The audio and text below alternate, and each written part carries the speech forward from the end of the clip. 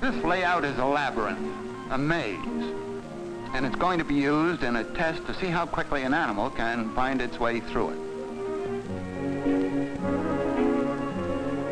Now the professor's finger is indicating the only possible open road through the maze. Those are all glass partitions that prevent a small animal from making any other progress through that labyrinth. There's food at the other side. Oh, it's a white mouse. Mr. Thin Whiskers, he's going to be the animal to make the trip.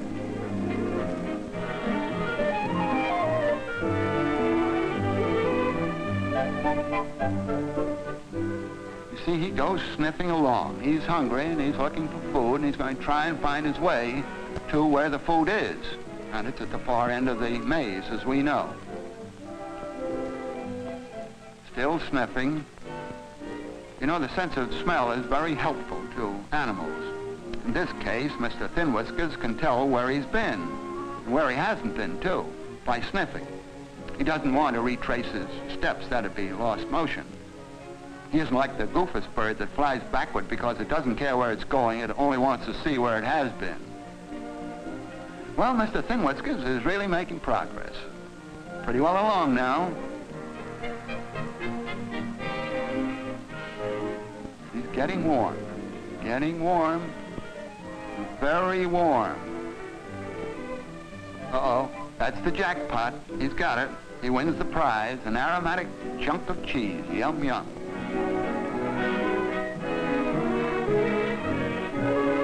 Well, we let him try it over and over again, this trip through the maze. And the more often he tries it, the quicker he makes the right turns. Gets to know his way around. Over to the food supply and back to his shelter where he lives. The way he's going back this time, it looks as though he could do it with one paw tied behind his back and maybe blindfold, too. He's really in a hurry. Uh-oh, he just went back to get a pal. Well, look who's here. That's a crayfish, the first cousin to the shrimp and the prawn. We can call him Krusty because he belongs to the crustacean, like a lobster or a crab. Now, the professor is going to do a little balancing act with Krusty. You know, human beings have a sense of balance, or they should have, and the organs that keep us in balance are in our ears. Now, the crayfish has them in the antennules, and, or feelers, if you want to call them that. There's a little chamber. By the way, it's very much magnified, and it has hard particles in it. Ordinarily, the little particles rest on the bottom of that little chamber and tell Krusty the crayfish that he's right side up. Rest among those hairs that are really nerve endings. Now, the professor has taken out those natural particles and has substituted little metal particles for a definite reason. When he drops a magnet into the water, the magnet attracts those metal particles and they go to the top of that container, that chamber in which those metal particles were dropped. Well, that seems to tell the crayfish that he's upside down.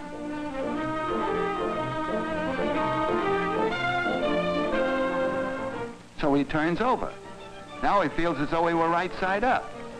But as you can see, he's really upside down. It's the magnet pulling those little particles to the wrong side that confuses him.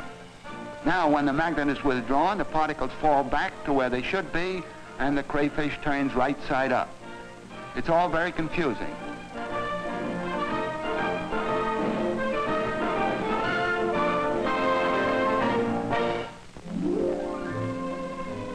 Now we're going to watch a guinea pig try to figure out the quickest way to a meal. Now here are two partitions, swinging doors to them, and food is placed behind each swinging door.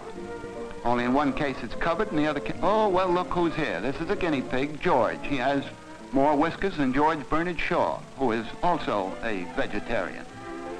Well, now George starts out. He's looking for food, and he makes his way across to Well, he turns to the right. He's a conservative. Goes to the right and goes through the door marked O. Well, there's food there, but it's tied down under wire. He can't get at it. There's no profit in that, so a little bit disappointed, he goes out. Now he goes to the left through the door marked M, and he finds the Blue Plate Special, a fine vegetable salad. He's really sinking his teeth into it.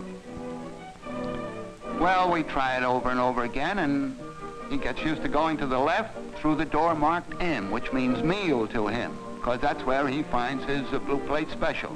Now the professor, Mr. Mino, is going to pull a switch on him. The M, or meal door, is, and also the food is moved with it.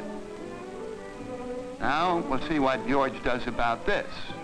Well, he goes out and he goes to where he usually found the food, on the left. But this time it's marked O, and there's no food in there. Well, there's really skullduggery been going on. According to the way George looks, he'll probably go home and write his congressman about that.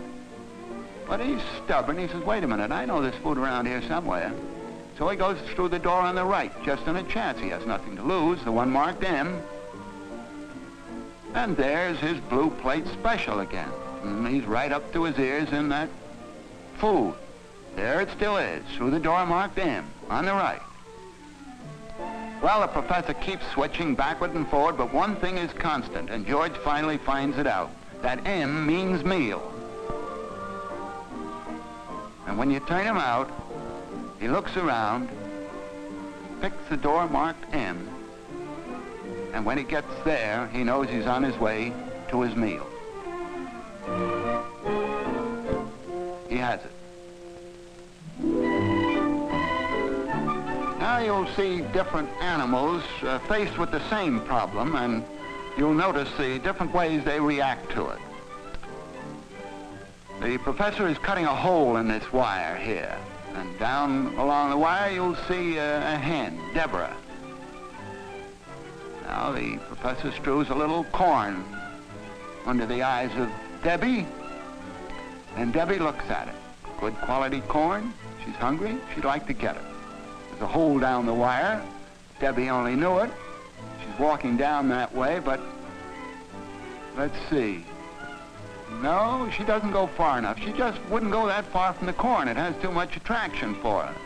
So she goes back and looks at it. And, well, I don't think she's going to solve it. She puts her neck out, but not far enough, and she's baffled. She's going to go hungry. She just can't solve this problem.